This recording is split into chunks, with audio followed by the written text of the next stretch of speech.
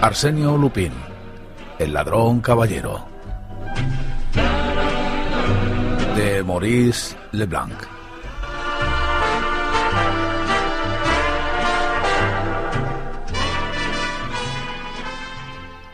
Capítulo 5. El collar de la reina. 2 o 3 veces por año, con motivo de solemnidades importantes, tales como los bailes de la Embajada de Austria o las fiestas nocturnas de Lady Billingston, la condesa de Dreux-Soubies se ponía sobre sus blancos hombros el collar de la reina. Era, en efecto, un famoso collar.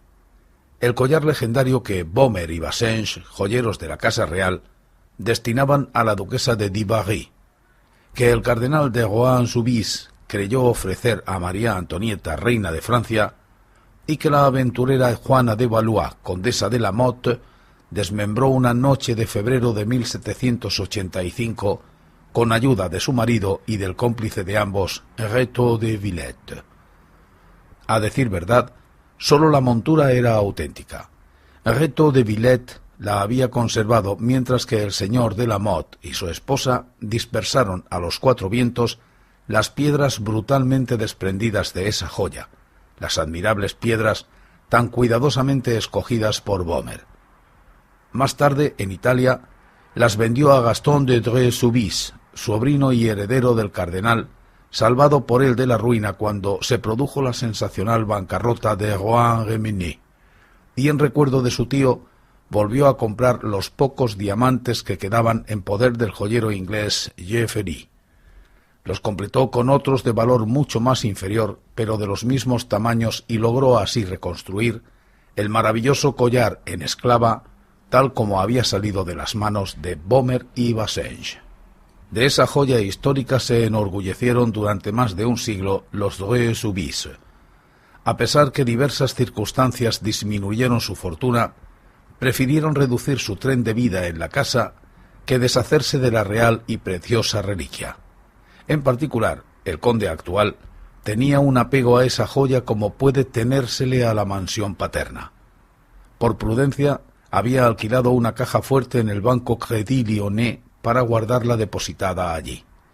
Iba él mismo en persona a buscarla la tarde del día que su esposa deseaba adornarse con ella, y él mismo también volvía a depositarla en el banco a la mañana siguiente.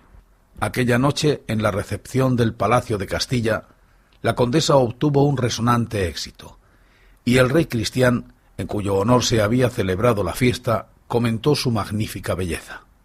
Las piedras resplandecían en torno al gracioso cuello.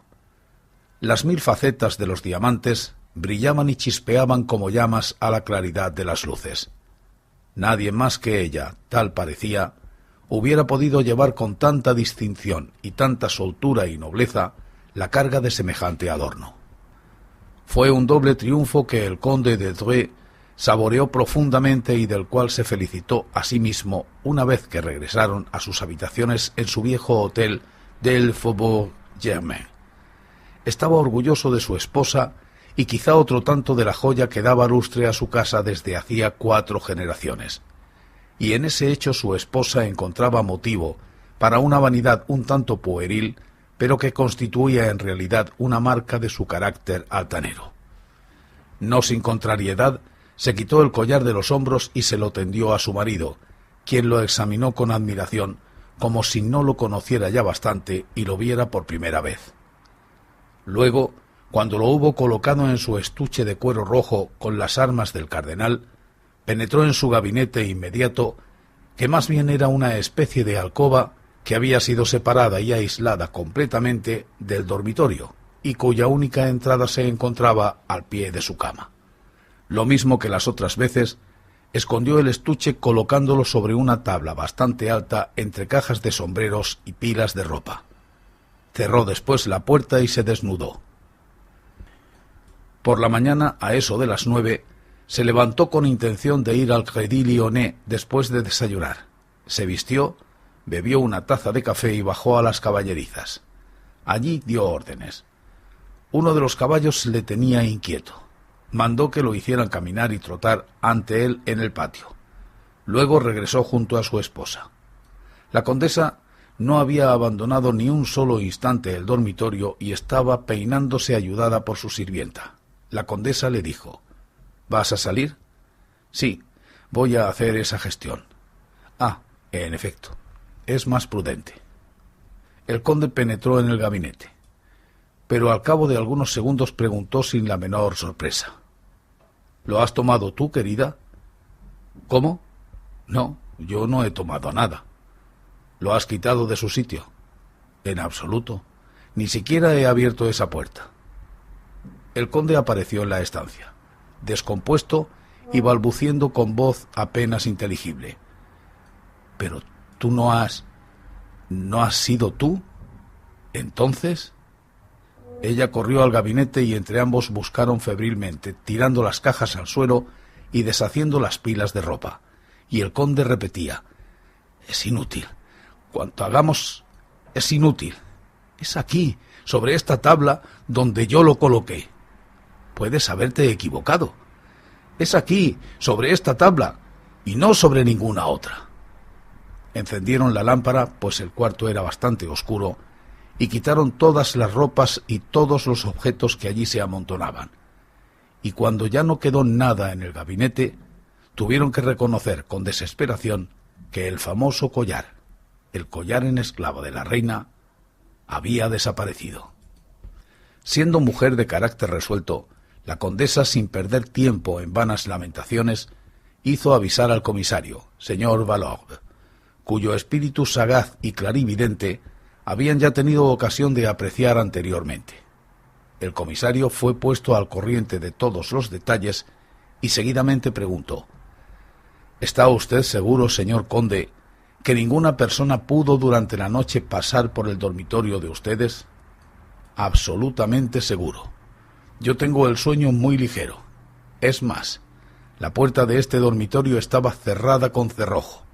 Yo mismo tuve que quitarlo esta mañana cuando mi esposa llamó a su sirvienta. ¿Y no existe ningún otro paso que permita introducirse en el gabinete? Ninguno. ¿No hay ventanas? Sí, hay una, pero está clausurada. Yo quisiera darme cuenta de cómo está. Se encendieron lámparas e inmediatamente el señor Valorbe les hizo observar que la ventana no estaba clausurada, sino solo a media altura por un armario, el cual, además, no estaba pegado exactamente a la ventana. «Está lo suficiente», replicó el señor de Dreux, «para que resulte imposible apartarlo sin hacer mucho ruido». «¿Y a dónde da esta ventana?» «A un patio interior». «¿Y hay todavía otro piso encima de este?» «Dos, pero al nivel del de los criados. El patio está protegido por una verja de mallas muy estrecha. Es por eso que aquí hay tan poca claridad». En efecto, cuando fue apartado el armario se comprobó que la ventana estaba cerrada y no hubiera podido estarlo si alguien hubiera penetrado por ella desde el exterior. A menos, observó el conde, que ese alguien hubiera salido por nuestro cuarto, en cuyo caso usted no hubiera encontrado cerrado el cerrojo de la puerta de este dormitorio. El comisario reflexionó un instante y luego, volviéndose hacia la condesa, dijo: «Entre las personas que la rodean, señora, ¿se sabía que usted llevaría ese collar anoche?» «Sí, yo no me he ocultado para ello. Pero nadie sabía, en cambio, que nosotros lo ocultaríamos en ese gabinete». «¿Nadie?» «Nadie, a menos que... Le ruego a usted, señora, que precise. Ese es uno de los puntos más importantes». Ella le dijo a su marido: «Estaba pensando en Enriqueta». «¿Enriqueta? Ella ignora ese detalle como los demás. ¿Estás seguro?» «¿Quién es esa señora?», preguntó el señor Valorbe. «Una amiga de internado en el convento que está disgustada con su familia por haberse casado con algo así como un obrero. Al morir su marido, la recogí con su hijo y les amueblé un departamento en este hotel». Y agregó con apuro: «Me presta algunos servicios. Es muy diestra en labores manuales». «¿En qué piso vive ella?» «En el nuestro, no lejos de los demás, al extremo de ese pasillo. E incluso pienso yo, la ventana de su cocina...» «Sí, está enfrente de la nuestra. Se abre sobre este patio, ¿verdad?». Un ligero silencio siguió a esta declaración. Luego, el señor Valorbe pidió que le condujeran ante Enriqueta. La encontraron cosiendo, mientras su hijo Raúl, un niño de 6 a 7 años, leía a su lado.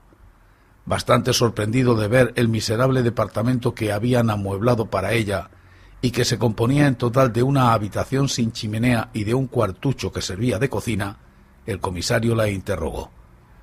Ella pareció desconcertada al enterarse del robo cometido.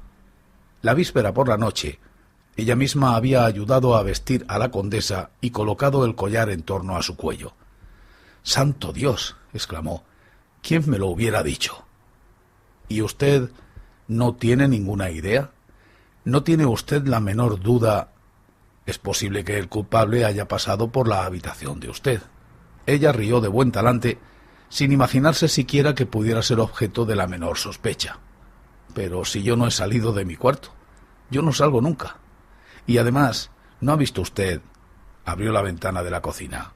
«Vea, hay no menos de 3 metros hasta el reborde del otro lado.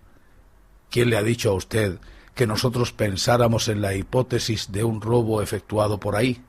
Pero entonces, ¿el collar no estaba en el gabinete?». «¿Cómo lo sabe usted?». «Caramba, he sabido de siempre que lo ponían ahí durante la noche. Se ha hablado de eso delante de mí».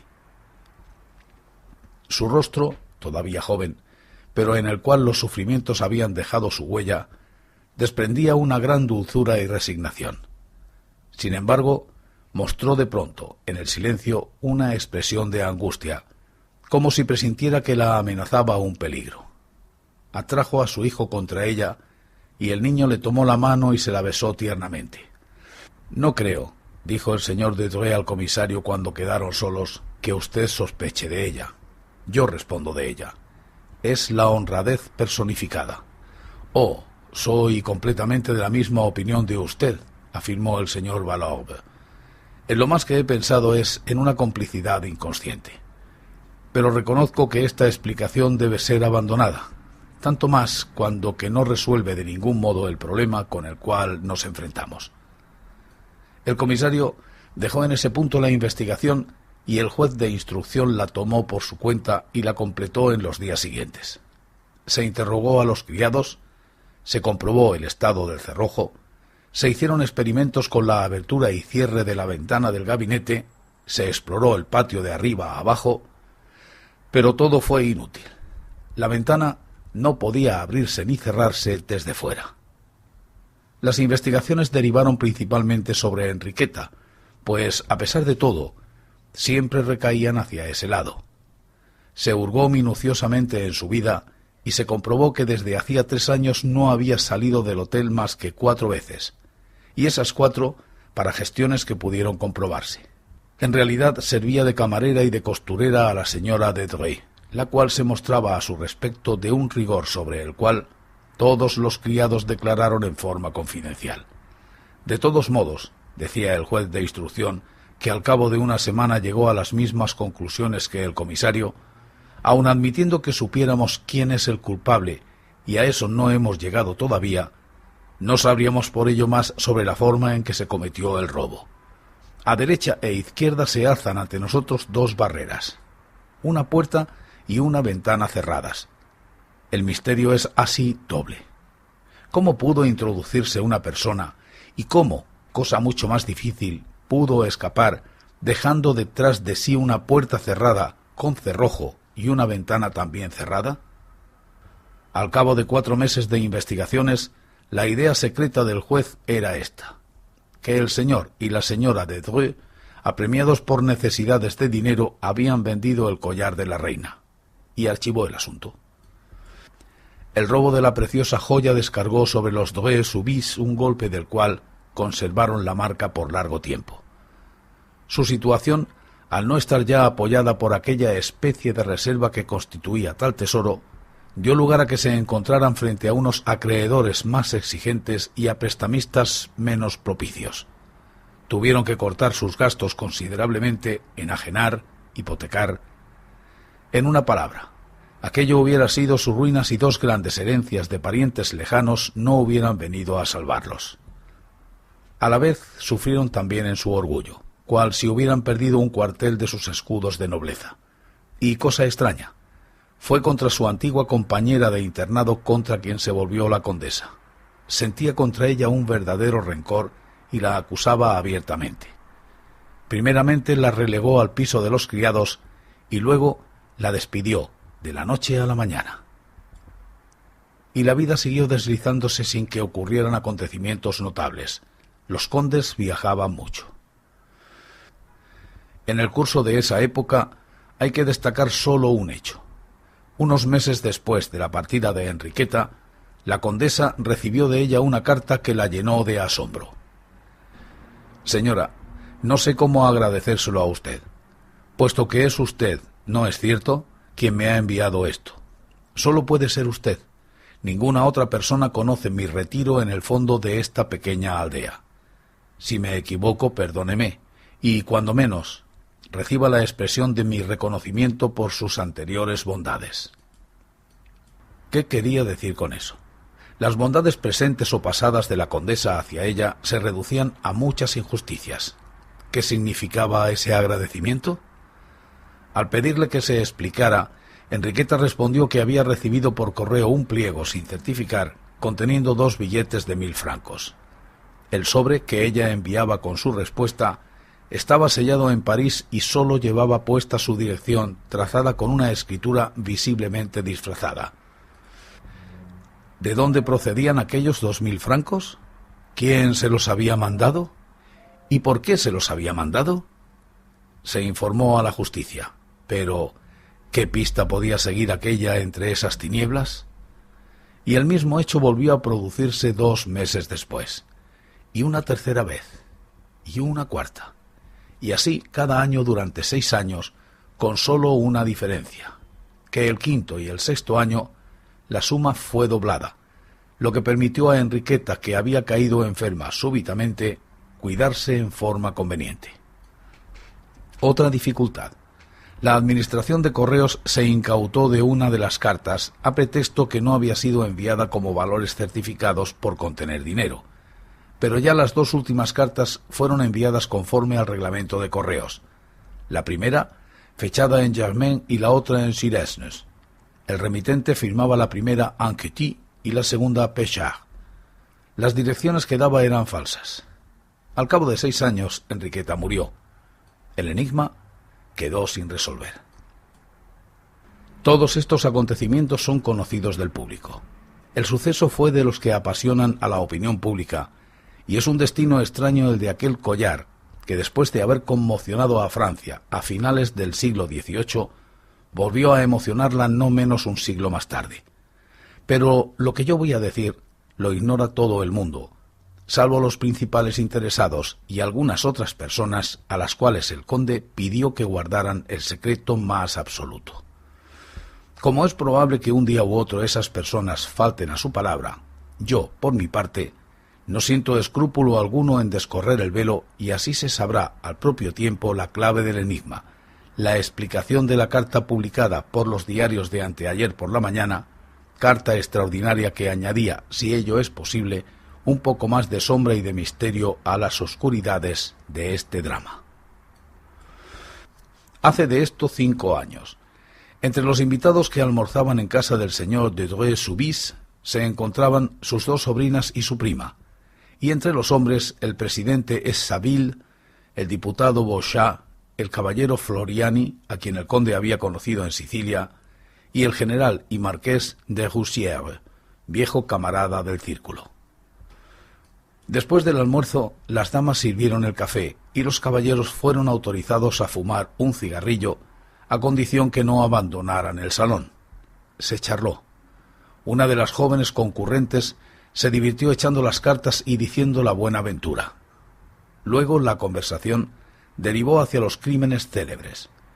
Y fue a propósito de esto que el señor de Roussières, quien nunca perdía oportunidad de hacer objeto de bromas al conde, recordó la aventura del collar, tema de conversación por el cual el señor de Dreux sentía horror.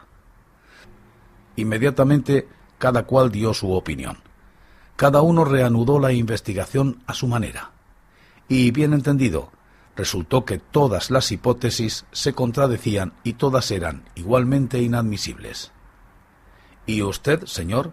Preguntó la condesa al caballero Floriani. ¿Cuál es su opinión? Oh, yo no tengo opinión, señora. Hubo exclamaciones y protestas. Precisamente, el caballero acababa de relatar muy brillantemente diversas aventuras en las cuales se había visto mezclado con su padre, magistrado de Palermo, y en las que había confirmado su buen juicio y su gusto por estas cuestiones.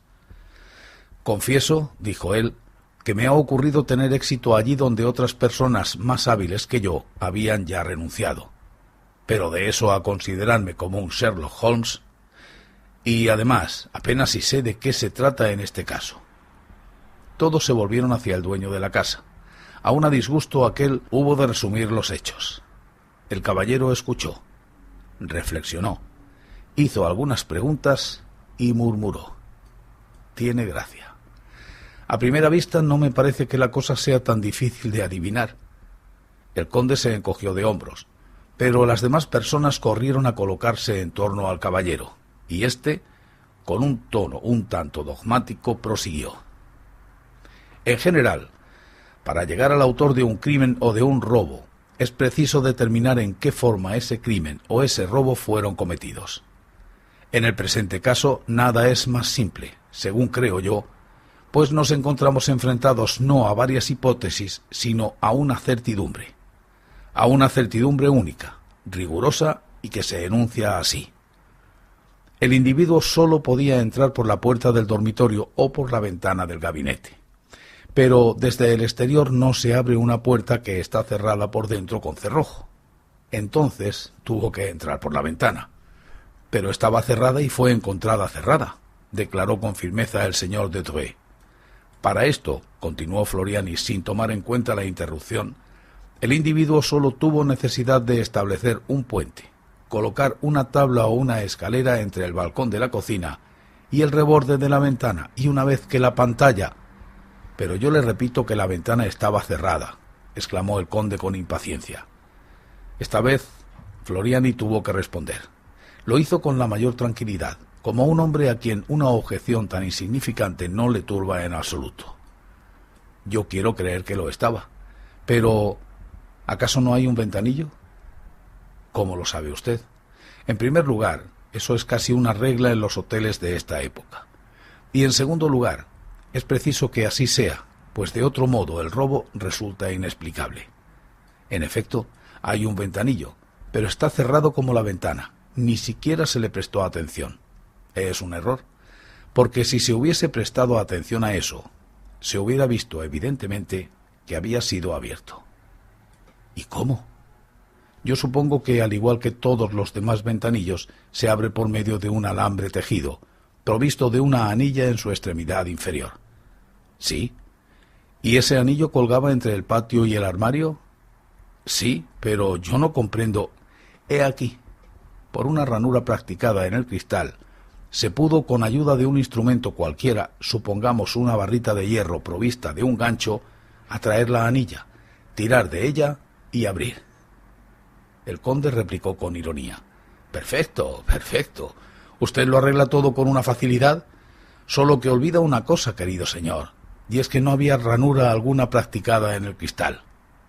«Tuvo que haber una ranura». «Vamos, la habríamos visto». «Para ver, es preciso mirar, y no han mirado. La ranura existe, pues resulta materialmente imposible que no exista a lo largo del cristal contra la masilla, en sentido vertical, bien entendido». El conde se levantó. Parecía sobreexcitado. Caminó por el salón de arriba a abajo con paso nervioso y, acercándose a Floriani, le dijo: «Nada ha cambiado allí desde ese día. Nadie ha puesto después un pie en ese gabinete. En ese caso, señor, tiene usted la posibilidad de comprobar que mi explicación concuerda con la realidad. No concuerda con ninguno de los hechos que la justicia ha comprobado. Usted no ha visto nada, usted no sabe nada, y usted va en contra de todo lo que nosotros hemos visto y de todo lo que nosotros sabemos». Floriani no pareció siquiera observar la irritación del conde y dijo sonriendo: «Dios mío, yo lo único que trato es de ver claro, eso es todo. Si me equivoco, pruébeme usted mi error. Sin tardar más, Confieso que a la larga la seguridad de usted... El señor de Dreux masculló aún algunas palabras y luego, de súbito, se dirigió hacia la puerta y salió. No se pronunció una palabra más. Se esperaba con ansiedad, como si verdaderamente fuese a aparecer una parte de la realidad, y el silencio tenía una gravedad extrema. Al fin, el conde apareció en el marco de la puerta.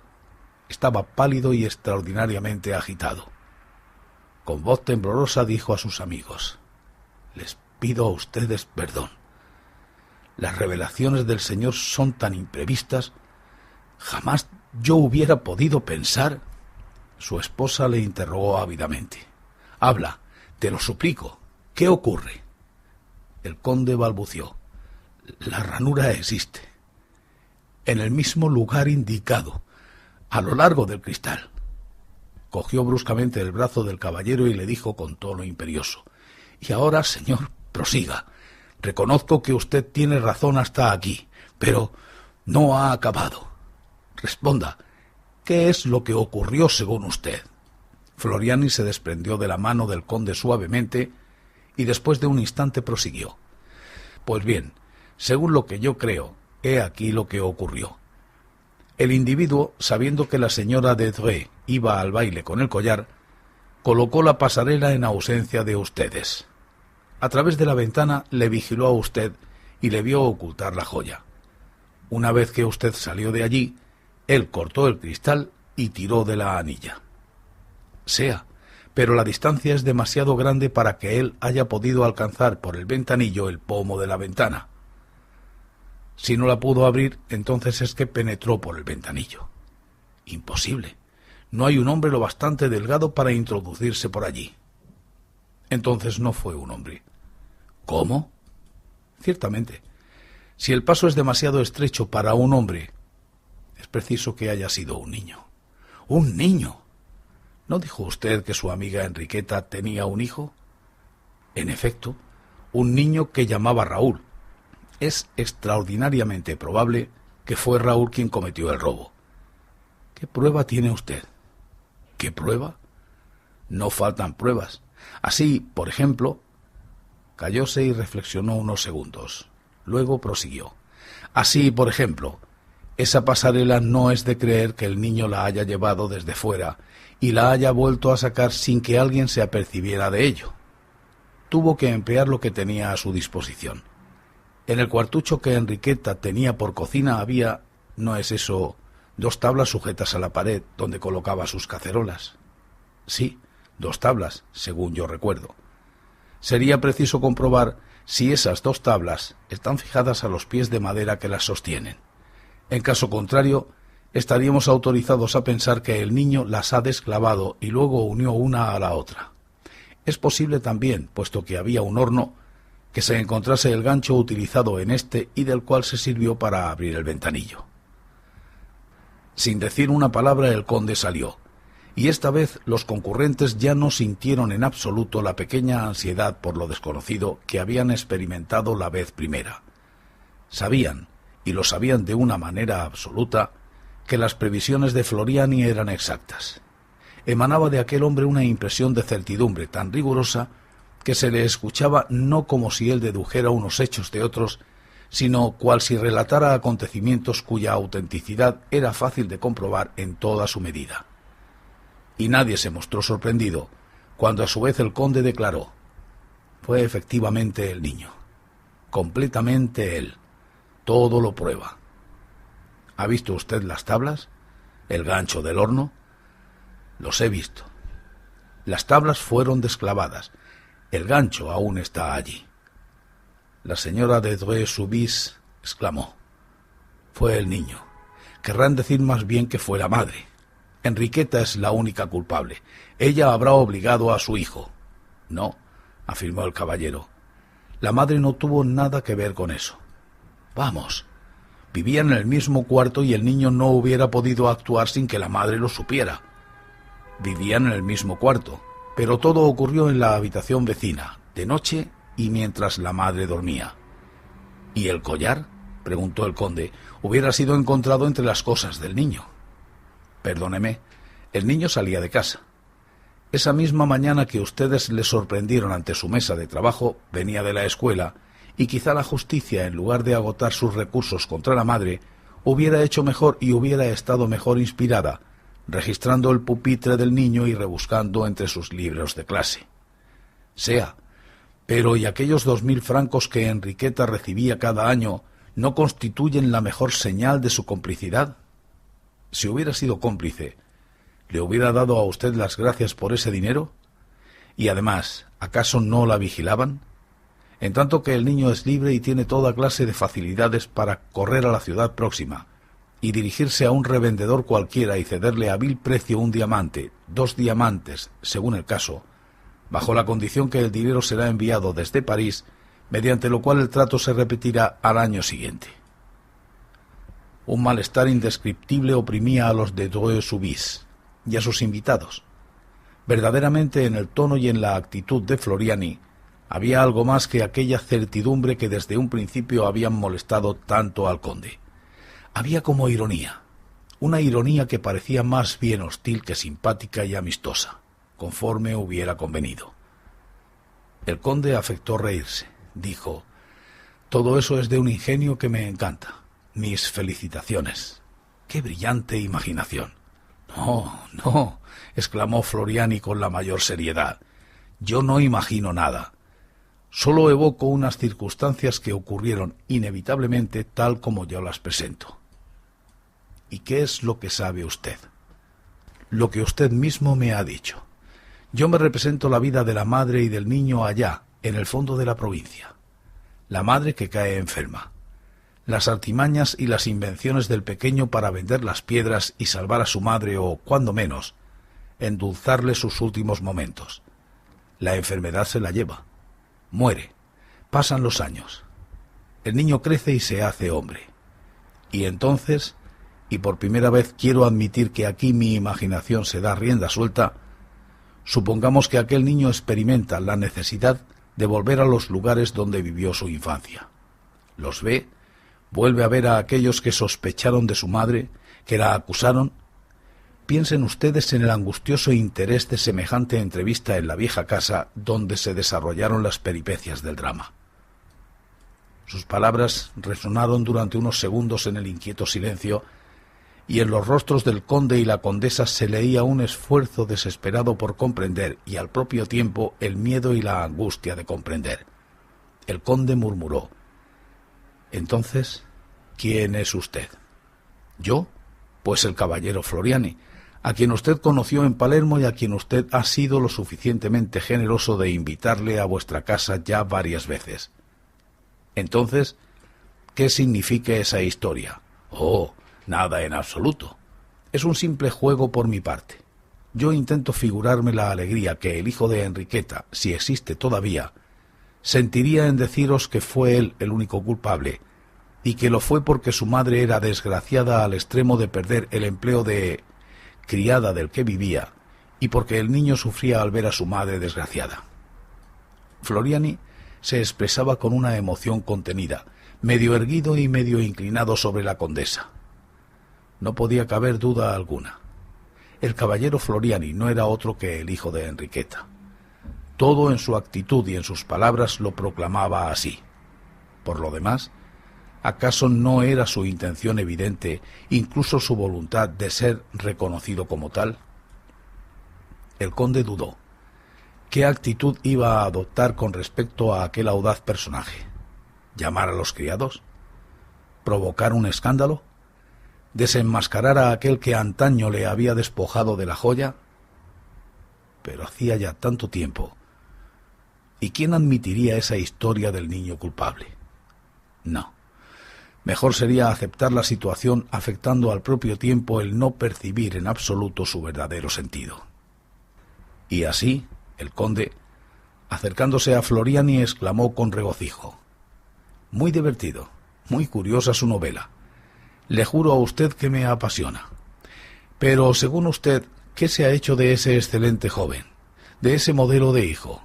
Espero que no se haya detenido en tan hermoso camino». «Oh, ciertamente que no». «¿Verdad que no? Después de semejante principio, apoderarse del collar de la reina a los 6 años. el célebre collar que ambicionaba María Antonieta. Y apoderarse de él, observó Floriani secundando el juego del conde, sin que le costase el menor inconveniente, sin que nadie tuviese la idea de examinar el estado de los cristales o de darse cuenta que el reborde de la ventana estaba demasiado limpio, porque él lo había limpiado para borrar toda huella de su paso sobre el grueso polvo antes allí acumulado. Confiese usted que había para transportar la cabeza de un chico de su edad. ¿Acaso es eso tan fácil? ¿Acaso basta con solo querer y tender la mano? Palabra, lo que él quiso, y él tendió la mano. Las dos manos, prosiguió el caballero riendo. Todos experimentaron como un escalofrío. ¿Qué misterio ocultaba la vida del pseudo Floriani? Qué extraordinaria debía de ser la existencia de este aventurero, ladrón genial a los 6 años y que hoy, por un refinamiento de diletante en busca de emociones, o cuando más para satisfacer un sentimiento de rencor, venía a desafiar a su víctima en su propia casa, audazmente, locamente y no obstante, lo hacía con toda la corrección de hombre galante de visita. Se levantó y se acercó a la condesa para despedirse. Ella reprimió un movimiento para retroceder. Él sonrió. «Oh, señora, usted tiene miedo. ¿Acaso habré yo llevado demasiado lejos mi pequeña comedia de brujo de salón?» Ella se dominó y respondió con la misma desenvoltura un poco burlona. «De ningún modo, señor. Por el contrario, la leyenda de ese buen hijo me ha interesado mucho, y me siento feliz que mi collar haya sido objeto de un destino tan brillante. Pero, ¿no cree usted que el hijo de esa mujer, de aquella Enriqueta, obedecía sobre todo a su vocación?» Él se estremeció sintiendo la punzada y replicó: «Yo estoy persuadido de ello, y era preciso incluso que esa vocación fuese muy fuerte para que el niño no se acobardara». «¿Y ello por qué? Está claro.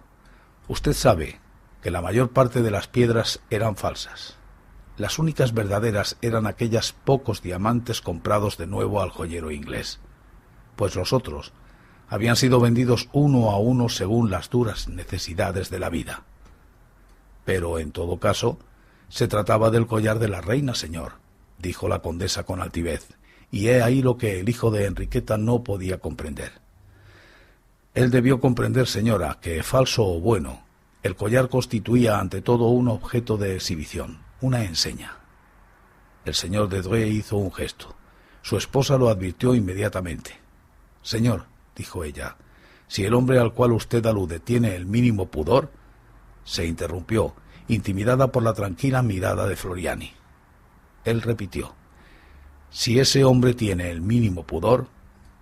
Ella comprendió que nada ganaría hablándole de esa manera, y a pesar de sí misma, a pesar de su cólera y su indignación, toda temblorosa de orgullo humillado, le dijo casi amablemente: «Señor, la leyenda afirma que Rétaux de Villette, cuando tuvo el collar de la reina entre sus manos y que él le sacó todos los diamantes con Juana de Valois, no se atrevió, sin embargo, a tocar la montura.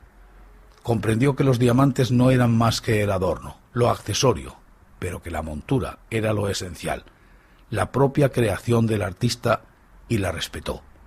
¿Cree usted que ese hombre lo haya comprendido también? Yo no dudo que la montura exista. El niño la ha respetado.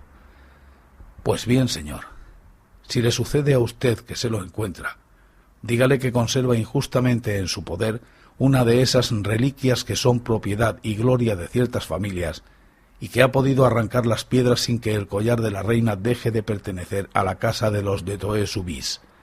Nos pertenece como nuestro nombre, como nuestro honor». El caballero respondió sencillamente: «Se lo diré, señora». Se inclinó ante ella y saludó al conde. Saludó luego unos después de otros a todos los concurrentes y salió. 4 días más tarde, la señora de Dreux encontraba sobre la mesa de su dormitorio un estuche rojo con las armas del cardenal. Lo abrió. Era el collar de la reina.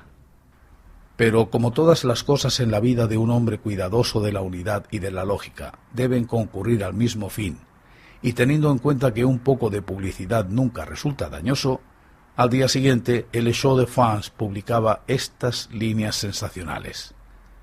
El collar de la reina, la célebre joya, robada antaño a la familia de Dreux-Soubise, ha sido recuperada por Arsenio Lupin, y Arsenio Lupin se ha apresurado a devolverlo a sus legítimos dueños. No cabe sino aplaudir esta atención delicada y caballeresca.